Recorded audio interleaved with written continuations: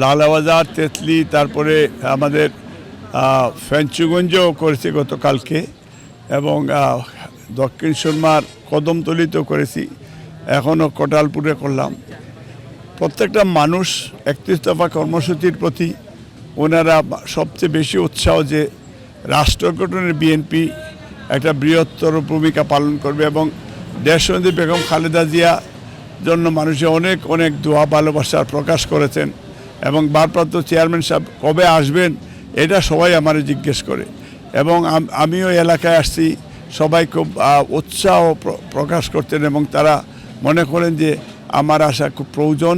আগামীতে আমি বিশ্বাস করি যে যদি দল আমাকে মনোনয়ন দেয় তা আমি দানের শীষে ভোট করব এবং এলাকার উন্নয়নে আমি কাজ করব।